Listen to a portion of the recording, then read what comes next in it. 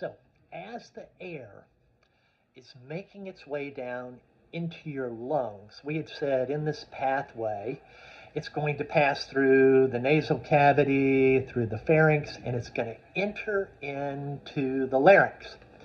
Now, the larynx is the Adam's apple, and it is where it's going to diverge from the pathway that's leading to your stomach. And so it's going to move forwards into the larynx. Now, because of that, this is where, when you swallow, we have three pieces of cartilage that make up the larynx, three major pieces of cartilage. We'll talk about three more pairs of, three more kinds of cartilages that are paired. But the three major cartilages of the larynx are going to be the epiglottis at the top. So at the very top of the larynx, and this blue structure with this black piece at the top, that is the larynx. And it's made up of three major pieces of cartilage.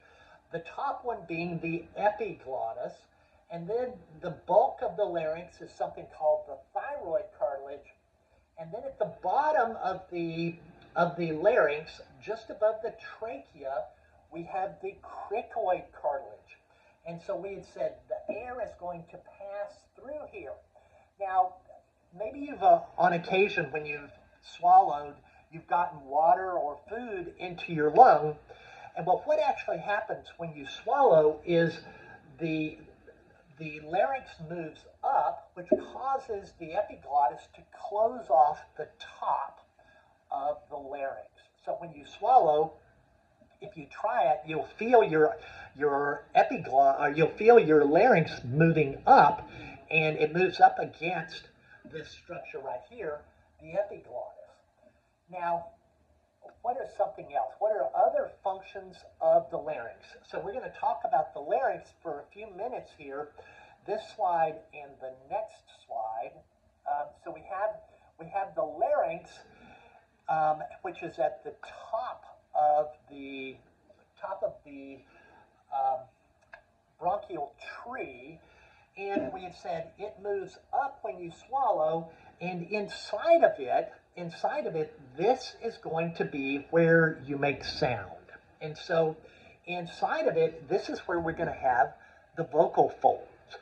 Now, up high, you have a fleshy structure that when you look at it in lab, which you're not, but when you look at it in the lab manual, you will see that there's something called the false vocal cords. And what these are, has a couple of functions. One of them is to provide moisture below to the vocal folds. But the other function is to close off the airway. So when we swallow, you close it off, of course, with the epiglottis, but also when you hold your breath. So if you hold your breath, you think, well, wait a minute, my nose, it's not blocked off. How am I holding my breath? What am I doing that I'm holding my breath? Well, we have something called false vocal folds. It's also known as the glottis, and it's a fleshy structure that can come together and close. And so it closes off the top of your larynx, and so when you hold your breath, even though your mouth is open, there's no air is moving in and out of your lungs because you can close it off. Now, vocal folds, everyone knows what they are, right? The vocal folds are what you use to make sound. Now, how do you make sound? I don't know if you've ever thought about this. Maybe somebody out there, I started to say in the class, but you're not in class, but somebody out there, maybe you play the trumpet or the tuba or one of these kind of instruments, and you know what you do is in order to make a sound, you go, that's what your vocal cords do. They buzz. They make a buzz, and if you play a tuba and you have that kind of a loose buzzing sound, it's a low note. And if you go, a high, tight buzz, it's a higher sound. Well, how do you do that? That's exactly what you do with your vocal folds. Well, what it is you put tension on them. If they're loose, you make a low buzzing sound. And if they're real tight, you make a high buzzing sound. Now, how do you put tension on them? I said we have three more pair of cartilages we're going to talk about. We have two of them that are connected together and that are attached to the vocal cords, and these are the arytenoid and corniculate, Coniculate, cartilages. And what they do is they put tension on the vocal folds so that it changes it from a loose buzz to a high buzz. Now, we also have the cuneiform. The cuneiforms are another pair of cartilages that are present in the larynx. So if we talk about the larynx and we say, what are the cartilages that make up the larynx, we can say epiglottis, thyroid cartilage, cricoid cartilage, arytenoid cartilage, corniculate, and cuneiform. And those are paired.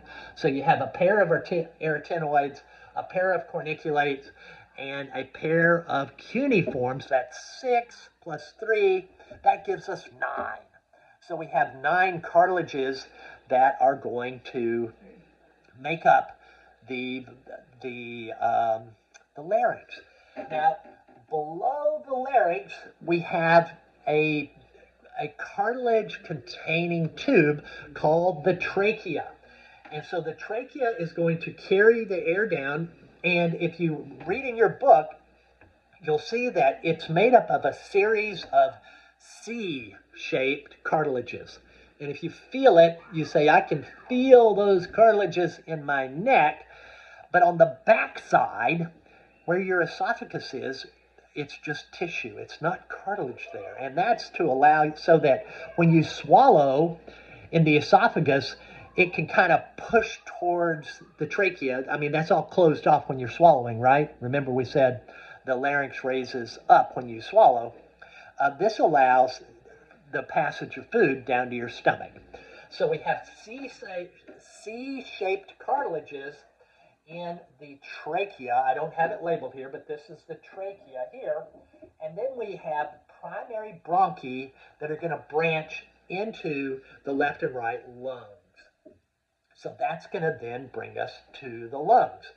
And what else do I need to say? Anything else here? The epiglottis is located superior to the larynx, and we had said when you swallow, the entire larynx rises up, and you close off the glottis on the inside, and that's how you prevent food and water from getting into your lungs.